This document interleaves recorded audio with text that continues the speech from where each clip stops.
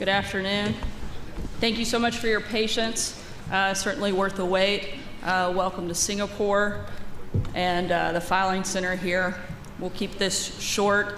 I'd like to welcome the Secretary of State, Mike Pompeo, who will answer questions specific to the summit that will take place tomorrow, and we'll be around to follow up with other questions beyond that. Thanks so much. Mr. Secretary.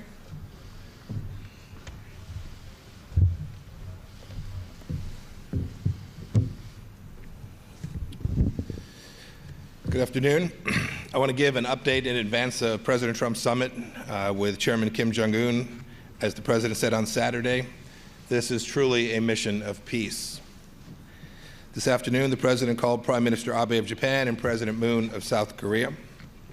Earlier today, our ambassador, Sung Kim, led a delegation to meet with Vice Foreign Minister Chae Son-hui and her North Korean delegation. The talks continue this afternoon, even as we sit here now. They're in fact moving quite rapidly, and we anticipate they will come to their logical conclusion even more quickly than we had anticipated. Before discussing the summit, I want to address a report in the New York Times that suggested that the U.S. team lacks the technical expertise on dismantling North Korea's weapons program as part of these talks. I want to address that report directly. For over 3 months, an interagency working group of over 100 experts across government has met multiple times per week to address technical and logistical issues associated with dismantling North Korea's weapons programs. They include experts from the military charged with dismantling nuclear weapons, the Department of Energy, including PhDs and experts from DOE labs, and officials from the intelligence community covering North Korea. Those same experts also cover North Korea's nuclear, chemical, biological, and missile programs. These experts include dozens of PhDs who have expertise in nuclear weapons, the fuel cycle, missiles, chemical and biological weapons. They have advanced degrees in nuclear engineering, physics, chemistry, aerospace, biology, and other relevant fields. On the ground in Singapore, we have a team that includes the President's senior-most expert in weapons of mass destruction, who can cover any technical needs that the meetings may present. Any suggestion that the United States somehow lacks the technical expertise across government or lacks it on the ground here in Singapore is mistaken. North Korea has previously confirmed to us its willingness to denuclearize, and we are eager to see if those words prove sincere. The fact that our two leaders are sitting down face to face is a sign of the enormous potential to accomplish something that will immensely benefit both of our peoples and the entire world. President Trump believes that Kim Jong-un has an unprecedented opportunity to change the trajectory of our relationship and bring peace and prosperity to his country. We are hopeful this summit will have set the conditions for future productive talks. In light of how many flimsy agreements the United States has made in previous years, this President will ensure that no potential agreement will fail to adequately address the North Korean threat. The ultimate objective we seek from diplomacy with North Korea has not changed. The complete, verifiable, and irreversible denuclearization of the Korea Peninsula is the only outcome that the United States will accept. Sanctions will remain until North Korea completely and verifiably eliminates its weapons of mass destruction programs. If diplomacy does not move in the right direction, and we are hopeful that it will continue to do so, those measures will increase. President Trump recognizes Chairman Kim's desire for security and is prepared to ensure that a North Korea free of weapons of mass destruction is also a secure North Korea. The President has also expressed his openness to expanding access to foreign investment and other economic opportunities for North Korea if they take the right steps. All the preparations for the summit have come together very nicely. The President met this afternoon with Minister Lee of Singapore. It was an important opportunity to thank the Prime Minister of Singapore for his partnership in helping make this summit a reality. Singapore is home to over 4,000 American companies and is a long-standing commercial partner, and we thank them for their help in making this summit what it is. The President also had a chance to visit with our embassy team here in Singapore and thank them for their tireless work to make this summit a success. For example, at tomorrow's summit, there will be some 5,000 members of the media from all over the world that will be covering this historic event. President Trump is going into this meeting with confidence, a positive attitude, and eagerness for real progress. He has made it clear that if Kim Jong-un denuclearizes, there is a brighter future for North Korea. Tomorrow, we will get our clearest indication to date of whether Chairman Kim Jong-un truly shares this vision. I'm happy to take a couple questions.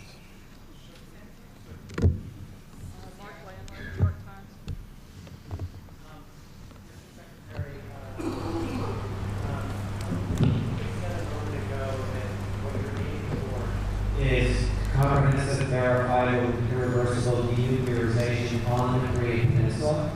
And I wonder whether that represents a slight shift in what your position had been, because traditionally you talked just about CDIP, and now you're actually adding the phrase on the Korean Peninsula, which reflects in part what the North Koreans see, which is to denuclearize the peninsula. Is that a shift in your position? There's no shift in the policy. It is the case that we are prepared to make security assurances necessary for the North Koreans to engage in that denuclearization. That is, we're prepared to take actions that will provide them sufficient certainty that they can be comfortable that denuclearization isn't something that ends badly for them. Indeed, just the opposite, that it leads to a brighter, better future for the North Korean people. Major Garrett, CBS. Following about that point, Mr. Secretary, under the umbrella of security assurances, would that include removing U.S. forces now in South Korea? Is that something you're prepared to discuss with the North Koreans directly? I'm not going to get into any of the details of the discussions that we've had to date. I can only say this. We're prepared to take what will be security assurances that are different, unique, than have been provided, that America has been willing to provide previously. We think this is both necessary and appropriate. Would it be erroneous to assume that that's not on the table? You shouldn't assume from the fact that I don't give any detail here today that some question you posited has any merit. But you know the sensitivity of Yeah, that. you should just, if you hypothesize something that's in it and I refuse to tell you what's in it, you should assume that I'm simply refusing to tell you what's in it and not drawing any conclusions from the negative inference that I think you're suggesting. You should know there's going to be a lot of work left to do. There's a lot of detail that's got to be provided. We are not going to conduct these negotiations in the open with the media. We're going to conduct them between the two parties so that we have an opportunity to have a real success here. Michael Pompeo, Wall Street Journal. Mr. Secretary, it's clear what the U.S. expects from the North in terms of denuclearization, but sometimes there's been a suggestion from North Korean officials that their concept of denuclearization might preclude the deployment of dual-capable aircraft on the Korean Peninsula, or even B-52 Guam, or aircraft carriers, U.S. aircraft carriers here in the Korean Peninsula.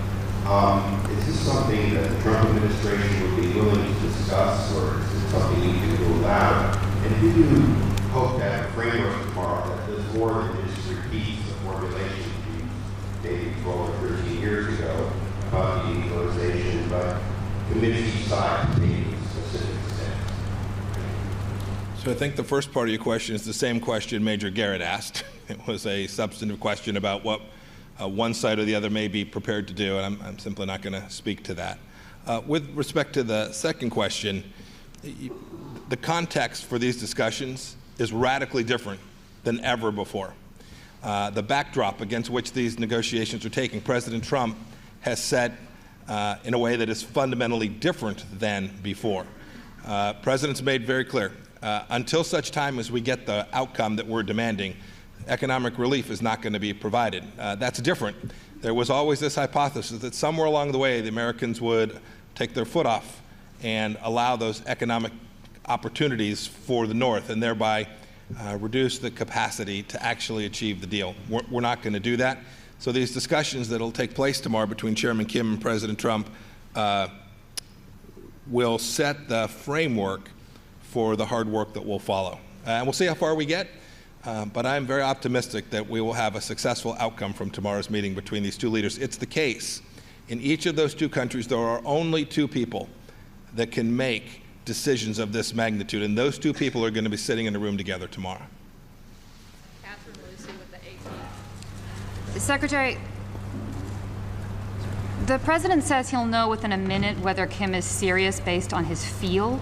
These are obviously incredibly complex nuclear issues that have tens of millions of civilians in the crosshairs. Is it wise for the president to be going on his gut? And have you established any specific criteria for the conditions that will lead him to walk out tomorrow? The president is fully prepared for the meeting tomorrow. I have personally had the opportunity to make sure that he's had a chance to hear lots of different voices, all of the attendant opportunities and risks, and that we have put these two leaders in the right place. As I said in answer to the previous question, President Trump has truly laid out a process here that is fundamentally different than the ones that we've gone through before, and I expect that the process from tomorrow forward will also be fundamentally different, with a resolved America working to try and provide an outcome that benefits both countries. That's different than what we've done before. Can you tell us anything about the preparation, sir?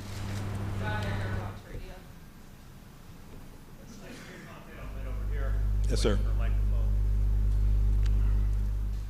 Thank you, Secretary Pompeo. Last time that you took questions from us in the White House press briefing room, and I had an opportunity at that time to ask you a question. The question I asked you was whether or not, or how you trust the North Korean leader Kim Jong-un. And that wasn't necessarily satisfied with your answer this time, but I also want to flip the question, if I may, Mr. Secretary.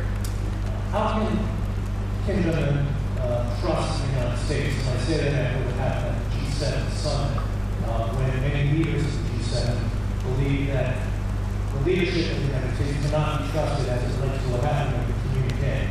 So perhaps you can answer both of those questions. Thank you. I'll take your second one first. I think the hypothesis is ludicrous. The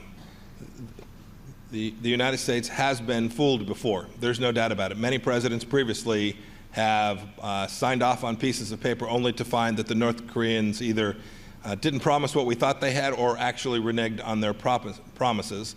The V matters. The V matters. We are going to ensure that we set up a system sufficiently robust that we're able to verify these outcomes, and it's only once the V happens that we'll proceed apace. Right? That's what's been missed before. You know, we can go back to Reagan, trust but verify.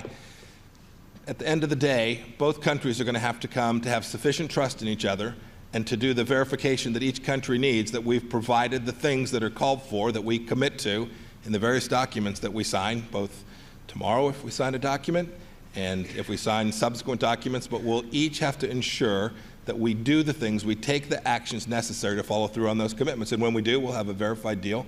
And if we can get that far, we will have had a historic change here in Southeast Asia, North Asia, and all around the world.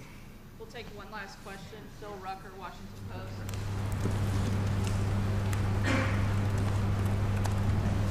Mr. Secretary, this morning at his hotel in Singapore, President Trump had harsh words for Prime Minister Trudeau. And what are you doing as the country's top diplomat to repair relationships with our country's oldest allies, closest allies in Europe? And do you agree with the statement made by one of your administration's colleagues yesterday that there's a special place in hell for the Canadian Prime Minister? Well, I came here today, here in Singapore, to talk about North Korea, but I'm happy to talk about work with our European partners as well. We wouldn't be in this place. We wouldn't have this historic opportunity without the diplomatic work that's been done by our European partners alongside of us. President Trump has led an enormous coalition, including those very same European partners, those G7 partners to which you refer, who have helped us get to this point. I have every expectation that they will continue to do that. There are always irritants in relationships. I am very confident that relationships between our countries, the United States and those G7 countries, will continue to be move forward on a strong basis. I'm unconcerned about our capacity to continue to do what we need to do to get the outcome we're looking for in North Korea as a result of what you described having taken place in Canada. Do you agree with that statement? Thanks, sir. Sir?